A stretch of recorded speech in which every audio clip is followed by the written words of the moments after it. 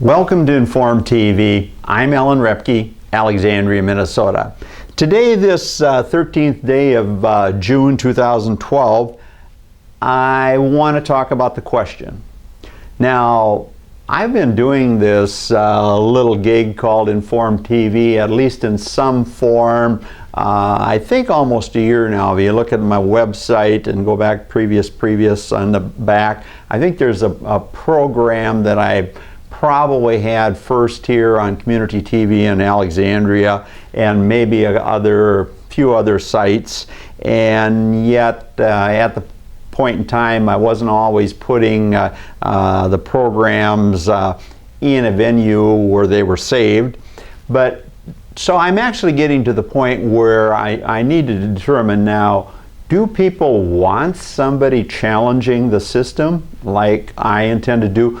Challenging not just to tick people off like they think or to be ignored by people, but rather to bring people together, to bring the political parties, the various views, to serve all people, not just the Republicans, not just the Democrats, and understand that we are at a disastrous term in not just Minnesota government, our federal government, in our business community of Minnesota and America, but the world. We are an economic disaster.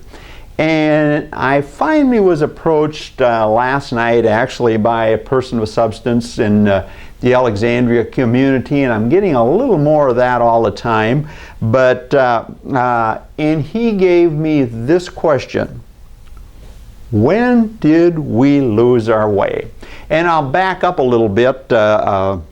Obviously, I'm an observer. I like to stop at different establishments here in town and just kind of observe and listen to what's going on. And I watch the true establishment that tends to be in a good position and think that as long as their way or their political party is in power or their financial health is good, everything's fine. Which, of course, anybody that follows the numbers, it's anything but that. And we are at the point where we finally have to get to the point where we all start asking the question, as this business person who happened to be a good, strong Democrat in the Alexandria Lakes area, yet an incredibly good businessman with an incredible good location, that all the people here in town either know or would recognize, both him and his wife who run a great business, that are finally asking the question, when did we lose our way? Now, I came into the bar out at Eddie's after having a salad in the downtown area, and this guy's wife comes up to me and says, "Now, you're the guy on TV, aren't you?" "Yeah." "And well, I watch you a little bit, and I like some of the stuff you say, but I disagree with others." And I said, "Well, that's fine. That the whole point is to get a dialogue established, not just in Alexandria Lakes area, but in Duluth and Rochester and Wilmer, so on around the state, and see if we can once again be the North Star state." And anyway, it turns out she was in the wedding of one of my classmates, you know, one of the star couples that the marriage fizzled quite quickly, and so we talked about life a little bit, but we didn't talk long, and all of a sudden her husband comes up, and he puts out his hand as a typical businessman would do, and said, "Hey, I watch a little bit of your program from time to time. You're an interesting guy, and I like some of the things you say. But I got a question for you." And the interesting thing about an observationist, I right away saw that this couple's got their act together from a standpoint of he had a very serious question that he wanted my response to, but he didn't want his wife to interfere with what I said. And he kind of grabbed her, kind of turned her, and pushed her back in the direction of her friends, yet I'm sure she does the same to him at times. Maybe just gives him the evil eye or growls at him or smiles at him, and he's smart enough to know that he should get out of there. But anyway, he was kind enough, and they were both kind enough to me, to try to get to some meat of the issues, and that's what Informed TV is all about. I don't care whether it's Democrat or Republican. I'm looking for solutions, as should you people, as this Democratic business couple presented to me. And the interesting thing about his question, when did we lose our way? He didn't put it out as a Democrat. He didn't do it in a way that was trying to place blame. He had finally come to the conclusion that we're in serious trouble, and that his Democratic Party or his fellow business people in the Alexandria Lake, that either Tea Party or Republicans or the bar that I had come from, where I had a salad that tends to be the elitist Occupy Wall Street group that wouldn't hold a banner, but they meet at this bar on a regular basis. And his question was this, and here was my response to him, not as a complete a response, but he really got my mind going, and I really thank both of them for being kind enough to come up and ask me this question. And he was talking politically. How did we lose our way? And I told him, I said, well, that's kind of a long-running question, but I said, I think we probably lost our way at least one significant point when Newt Gingrich took over the House of Representatives. Kind of surprised everybody.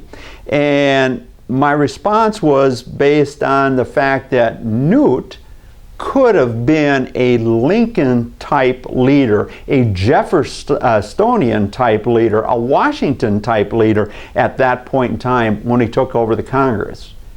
Yet he had failed history. And yet you people say, what? Newt was a history professor. And yes, he was, but he had truly failed history, because if he understood history as a person of substance should, he should have understood that he had this golden opportunity to clean up the mess and really get back America to the point where there was opportunity for all, and to get reestablished some of the things we had established in the 30s, to see that some of the crises we were having in the 80s and 90s wouldn't happen again for at least decades. Yet he failed on that. And yet at the same time, I didn't want to preach to the couple or the gentleman who I highly respect, and as well as the people in the Alexandria community, whether Republican or Democrat. I just wanted to give him a little view, but he jarred my mind to think about it deeper. And I'm not going to call him. I've got my little podium here, and maybe you'll watch the program, or maybe somebody will send it to him. And anyway, the point is, as I had one beer and left the bar, and on my way home, I started thinking further of, really, I didn't give this couple and this gentleman the answer he was totally looking for, because it's the right question we all should have. And I thought back a little more, well, maybe it really started with Reagan, as far as some of the false approaches the Republicans thought about Reagan. And one that comes to mind was that he's the one that shut down the Soviet Union. No, he wasn't the one that shut down the Soviet Union. The Soviet Union shut down on the realization that their system just wasn't working, that the rest of the world was progressing and they were going nowhere. The Soviet Union collapsed from within. And historically, I would say Reagan did a very poor job of seeing to that the Soviet Union started some real stair steps away from a new group of business dictators and billionaires to a true democracy. And I think history will criticize him yet Reagan did some things that I'm very supportive and happy for. And yet at the same time, when I started to think about this couple's question, was the fact that when did we lose our way? And my real response to him was back when the parties took on, our two political parties took on the position of pushing their agenda, rather than doing what Washington and Lincoln and Jefferson, those people had an idea for political parties. And Washington especially, who believed, I believe, or in one party. We should only have one party. And what he was really telling us is, what is the function of a political party? Its function isn't to push somebody's agenda.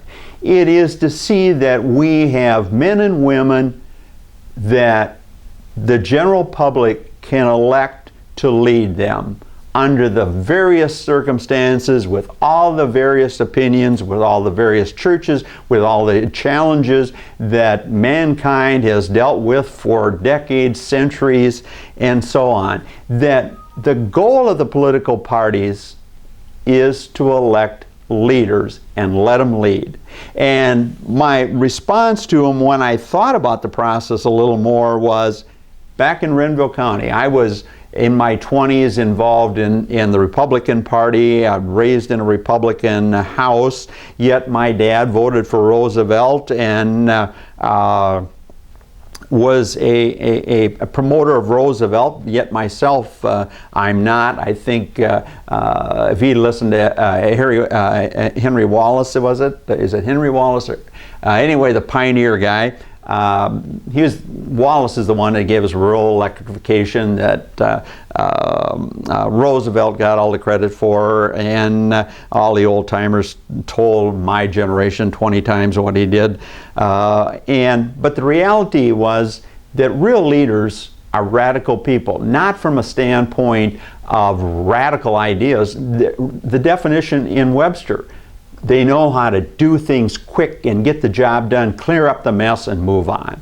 That is the true definition of radical. And Wallace was a true radical. Lincoln was a radical. Jefferson was a radical. Washington was a radical. And other leaders, Ike was a radical. And one of the things when we talk about leadership, one of the things that dropped in my lap a number of times when you Google or see some public TV program, they talk about the great generals. People don't recognize Ike as by far the greatest general in history. He straightened out a world in chaos, and when he was done with it, the chaos was gone and everybody went back to living a normal life. Yet he's not viewed as the greatest general in the history of mankind. Just absurd. But anyway, back to the deal of when do we lose our way.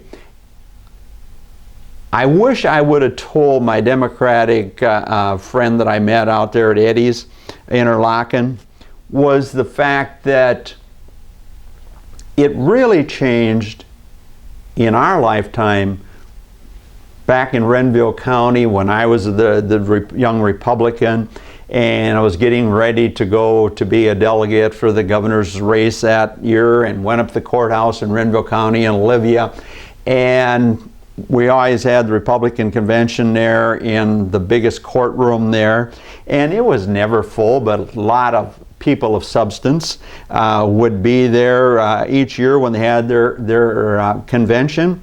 And all of a sudden, boom, the convention that took over the party was, all of a sudden, it was wall-to-wall people that no one expected. Those of people that of us that licked the stamps and were doing things in the party. The anti-abortionists showed up. And all of a sudden, I'm looking around, and other people were looking around, or what are all these people doing here? It wasn't that they weren't nice people. It was the fact that what suddenly changed in Renville County, that all these people showed up at the Republican County Convention.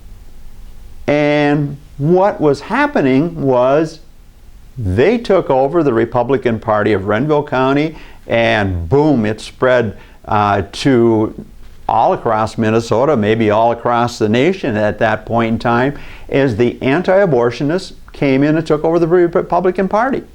And then unless you were anti-abortionist, you should not have the right to speak. And suddenly you weren't righteous, you weren't a church person, yet I got up and spoke, and my old Doc Anderson said that was the greatest political speech he'd ever heard in his life. And the point I was trying to make at that point in time was that, hey, I understand your position on abortion, Republicans, but the reality is abortion is not morality. The Ten Commandments, the Bible talks about morality is sexuality and controlling your sexuality, premarital sex and all this. And I'm not trying to be a judge of anybody, but you can see where I get really upset my ELCA church when they adopt some of the things they're doing and don't even stand that marriage is between a man and a woman today. So you can see why I get upset. And when this couple was kind enough to ask me, where did we lose our way? My answer should have been, when I went to that Republican convention in Olivia, Minnesota, in Renville County, when suddenly, just out of the blue, a group of people with an agenda took over the party. And I think at that point in time, that just strengthened the agenda of what the Democratic Party had. And ever since then, we've been looking for, are being dictated by people with an agenda. Yet we can't be dictated by people with an agenda. We have to have leaders. And at the same point in time, we need to look at the question from this end. When did we lose our way in business? We lost our way in business when we allowed speculators and traders and not investors and borrowed money, rather than, as a capitalist society must have, you spend your earnings, and if you have a proper, wise business model against true collateral, you borrow some money. But otherwise, you live on your earnings, which means you force business to pay decent wages. You make sure you have an environment where productive people, whether they're farmers or businessmen or big corporations or globalists, all have an opportunity to provide the goods and services with a reasonable return, a fair wage, and as Ford business model said, I'm going to let them make that assembly line car so the worker himself can afford to buy this modern technology, this modern transportation that an assembly line, that a capitalistic good business model can have, that I think we've truly lost our way on. And when we look at some of the things, when we talk politics here, we have to think about what? What are we doing to modernize our government? The truth is, we're not doing anything to modernize our government. And if we're going to get ourselves back on the path, the Democratic Party needs to talk to Governor Dayton. Where's your plan for modernization so our government doesn't shut down? The same thing goes for the Republicans. I've said here we only need one body of legislators. It doesn't matter if they're good leaders that the Democrats put forward or good leaders that the Republicans put forward. If they're truly leaders, won't they look out for everybody's interests? Won't they bring the buyer and the seller together So the transaction is taking place like this business couple does, in good times or in bad? Of course they will. And instead, because of this, of when we lost our way, when we let our two political parties become parties with an agenda, what happens? Grover Norquist starts dictating policy where he takes advantage of the anti-tax people and the anti-abortion people in the Republican Party and becomes a thug, a thorn in our side, and some of the same operatives in the Democratic Party. And we sit here with an agenda-driven viewpoint that when either party gets in, they want to push their views on the general public. They want to push their views on a business community rather than pay by the numbers. And when we look at this whole group, the other thing I wanted to talk, or should have talked to this couple is, what are you guys doing about your Democratic Party? And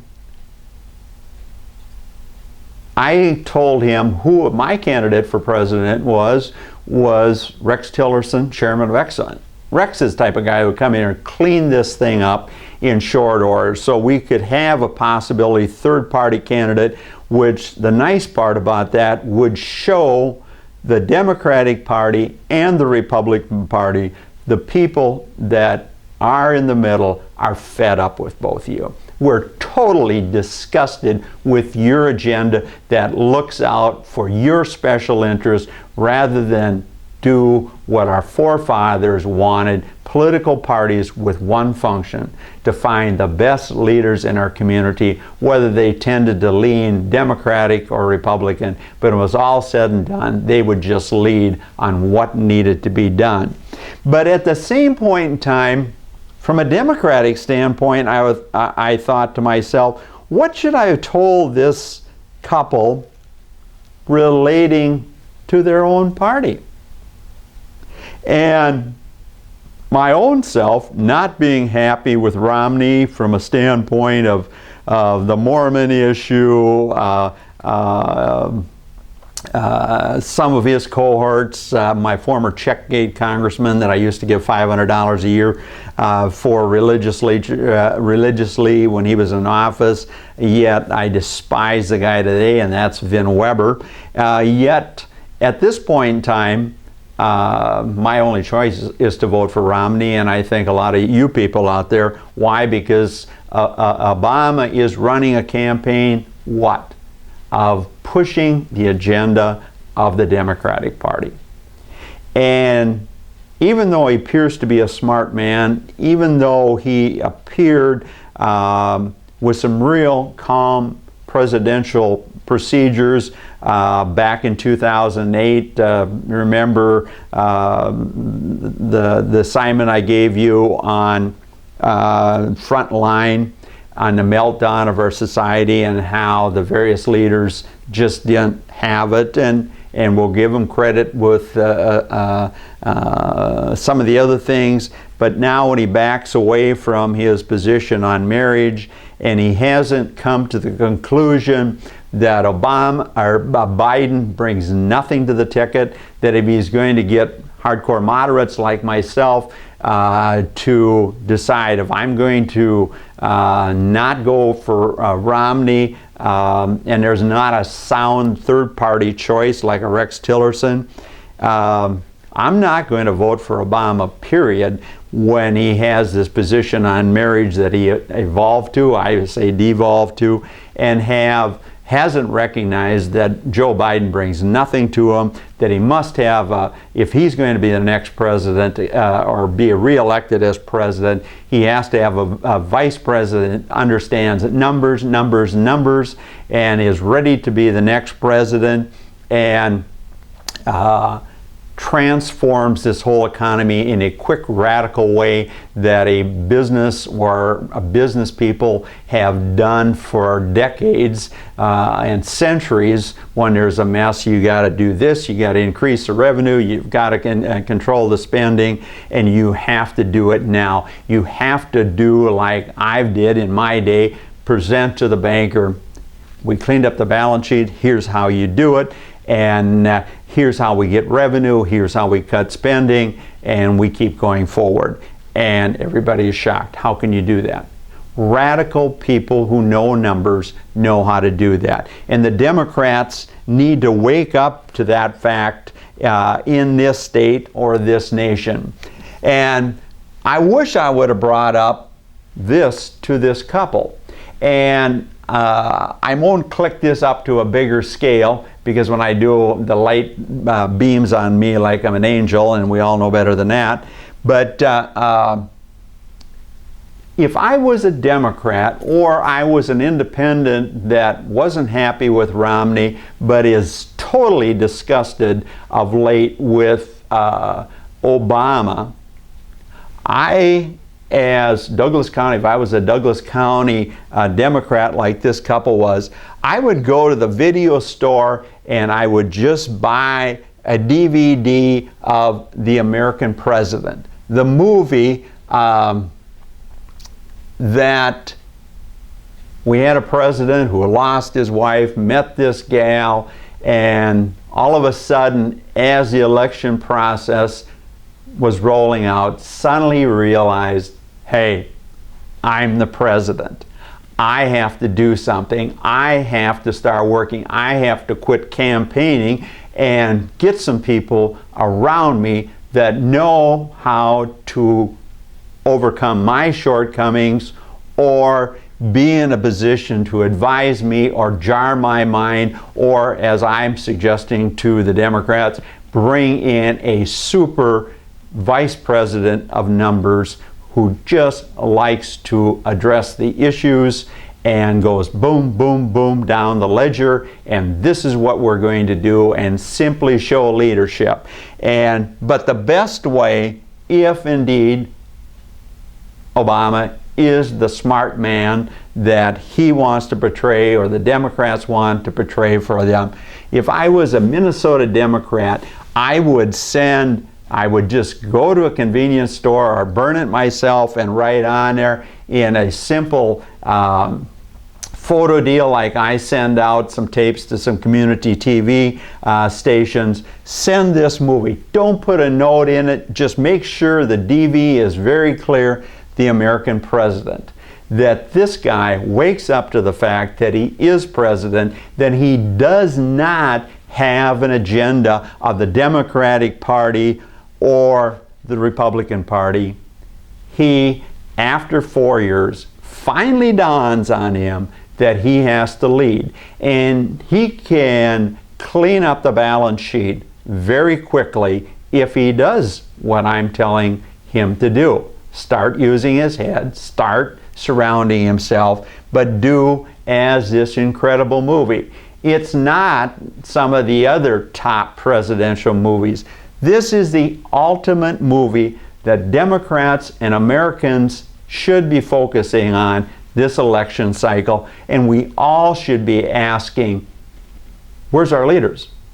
And at the same time, this Democratic couple, the lady, I don't think would ever change, but I think this businessman needs to wake up to the fact that Klobuchar hasn't done the job. Klobuchar doesn't understand it, doesn't have the talent, and we got to see what this Republican challenger has when he's talking economics, provided he understands that we can't be isolationists in the Ron Paul theory, but we have to follow those kind of numbers. We have to have revenue increase and we have to cut spending. And as our timer rolls down, I want you people to think about this, of what I've said here. that we have to ask these hard questions, and I thank this couple for being kind enough to come up to me and jar my mind, and I hope in my broken English I've given you some understanding. It's time to demand of both political parties and our elected officials that they start leading or throw the bums out. That's what the election process is all about, and it's our responsibility as good citizens to see that it's happened. Thanks for listening to Inform TV. I'm Alan Repke.